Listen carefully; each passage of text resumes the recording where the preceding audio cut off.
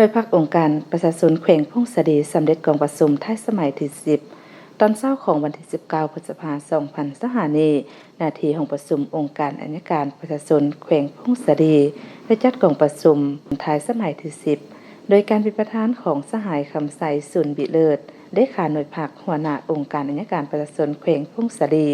มีสหายเสียงคำแอนบงษากรรมการหน่วยภาคองค์การอัยการประชาชนแขวงเป็นเกียรติเข้าร่วมของสหายปริญญาเอกไสนครอินทวงศ์ห้องเลขาพรรคแขวงห้องเจ้าแขวงผู้สินำโครงเขตองค์การอัยการประชาชนแขวงผู้ต่างหน้าจากคณะจัดตั้งแขวงคณะกวดกาภาครัฐคันแขวงคณะหน่วยภาคอมข้างแขวงและสมาชิกพรรคสมบูรณ์ภายในองค์การอัยการประชาชนแขวงเข้าร่วมในกองประชุมสหายบุญทองเสงสุริพรห้องหัวหน้าองค์การอัยการประชาชนแขวงได้ผ่านมติตกลงว่าด้วยการแต่งตั้งกองเลขากองประชุม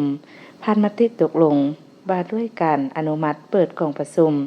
จากนั้นสหายคำใสสุนบิเลิศเลขาหน่วยภาคหัวหน้าองค์การอัยการประชาชนแขวงพงศดีผ่านห่างบทรายงานการเมืองตลอดระยะ5 ปีผ่านมา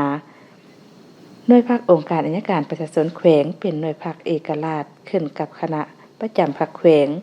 โดยกงทางด้านการเมืองแนวคิดการจัดตั้งส่วนการเคลื่อนไหวด้านวิชาเฉพาะแม่นขึ้นกับองค์การอัยการประชาชนภาคเหนือและองค์การอัยการประชาชนสูงสุด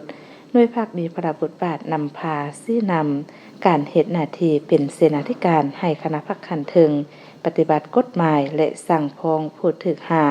ขึ้นศาลตามกฎหมายเพื่อแนะใส่ปกป้องสิทธิและผลประโยชน์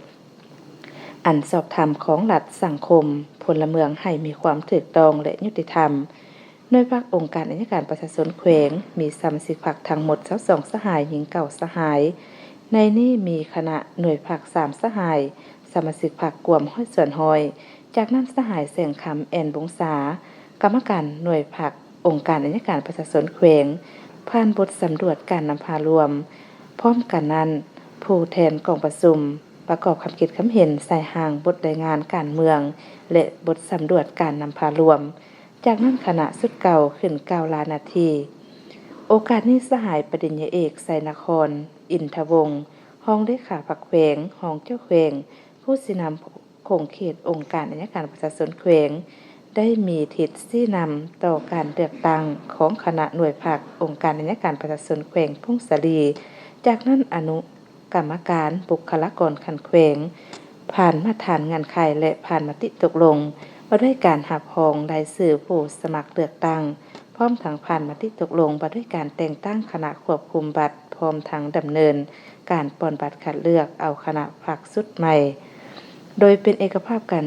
เลือกเอาสหายคำใสสุนบิเลิศเป็นเลขาสหายแสงคำแอนบงษาเป็นรองเลขาและสหายบุญทองแสงสุติพรเป็นคณะหน่วยภาค